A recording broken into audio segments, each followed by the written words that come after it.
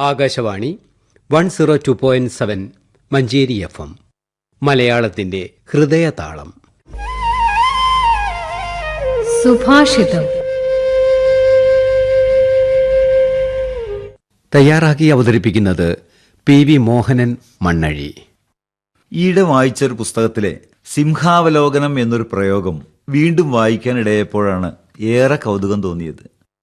സിംഹത്തിന്റെ സ്വഭാവവുമായി ബന്ധപ്പെട്ടതാണ് അത്. കുറെ മുന്നോട്ട് നടന്നാൽ സിംഹം ഒന്ന് പിന്തിരിഞ്ഞ് ആകെ ഒന്ന് നോക്കി ചുറ്റുപാടുകളെ വിലയിരുത്തും. എന്നിട്ടാണ് ശ്രദ്ധയോടെ മുന്നോട്ട് നീങ്ങുന്നത്.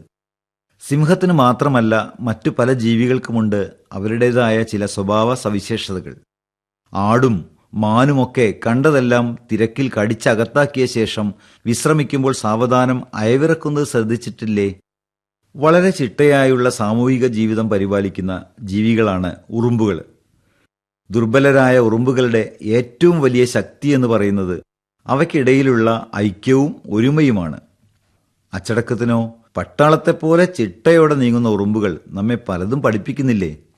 പറക്കൽ തുടങ്ങുന്നതിന് മുൻപ് ചുറ്റും ശബ്ദ തരംഗങ്ങൾ അയച്ച് പ്രതിധ്വനി പരിശോധിക്കുന്ന വവ്വാലുകളും നമ്മെ പഠിപ്പിക്കുന്നത് ശാസ്ത്ര സത്യങ്ങളല്ലേ?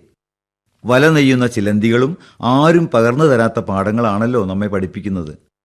ഇവ മാത്രമല്ല, പ്രകൃതിയിലെ മിക്ക ജീവികൾക്കുമുണ്ട് പഠനവിധേയമാക്കേണ്ട 1000 സവിശേഷതകൾ. കാട്ടിലെ എഞ്ചിനീയർ എന്നറിയപ്പെടുന്ന ജീവിയാണ് കാനഡയുടെ ദേശീയ മൃഗമായ ബീവർ. അണക്കെട്ട് നിർമ്മാണത്തിൽ അതിവിദഗ്ധരാണ് ബീവറുകൾ.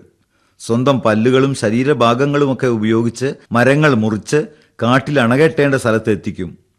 ഇങ്ങനെ വെള്ളം കെട്ടി നിർത്തി അതിനു നടുവിൽ തന്നെ ബീവറുകൾ വീടുമൊരുക്കും. മരച്ചില്ലകളും ചെളിയും ഉപയോഗിച്ചാണ് വീട് നിർമ്മാണം. ഇലകൾ കൂട്ടിത്തുന്നി മനോഹരമായ കൂടൊരുക്കുന്ന അടയ്ക്കാക്കുരുവികളും തെങ്ങോലത്തുമ്പിൽ കൂടുകൾ നെയ്തെടുക്കുന്ന തൂക്കണാങ്കുരുവികളുമൊക്കെ നമ്മളെ ഏറെ അത്ഭുതപ്പെടുത്തുന്നവരാണ്. പ്രകൃതിയിലുള്ള ഓരോ ജീവിയും നമ്മളെ പലതും പഠിപ്പിക്കുന്നുണ്ട്. എന്നാൽ എന്നെ ആരും ഒന്നും പഠിപ്പിക്കേണ്ട എന്ന അഹങ്കാരം മനുഷ്യന് മാത്രമേ ഉള്ളൂ. ലോകത്തുള്ള സകല ജീവിവർഗങ്ങളും ഭൂമിയുടെ അവകാശികളാണെന്നും അവ ഓരോന്നും നമ്മെ ഒരുപാട് കാര്യങ്ങൾ പഠിപ്പിക്കുന്നുണ്ടെന്നും ബഷീർ പറയുന്നു. അക്ഷയഖനിയായി പ്രപഞ്ചമങ്ങനെ കിടപ്പു കൺമുന്നിൽ, കൈത്തലത്താൽ വാരിയെടുത്തവ ഇത്തിരി മുത്തുകൾ മാത്രം, ഇത്തിരി മുത്തുകൾ മാത്രം.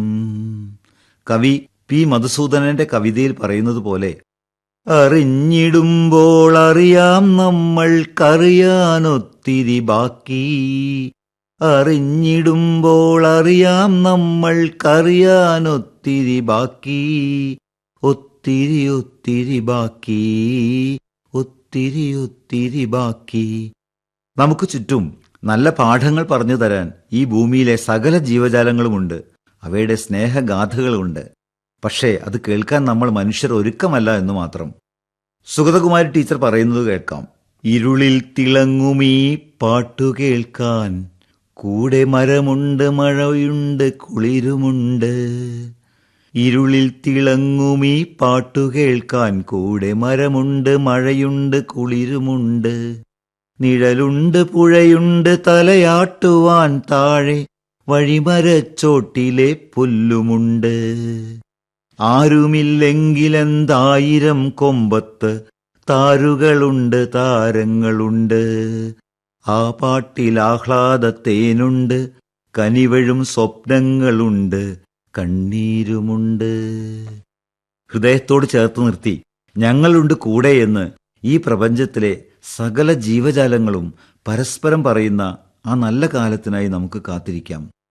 PV മോഹനൻ മണ്ണഴി തയ്യാറാക്കി അവതരിപ്പിച്ച സുഭാഷിതമാണ് ഇതുവരെ നിങ്ങൾ കേട്ടത്. അദ്ദേഹത്തിന്റെ ഫോൺ നമ്പർ 7306628295.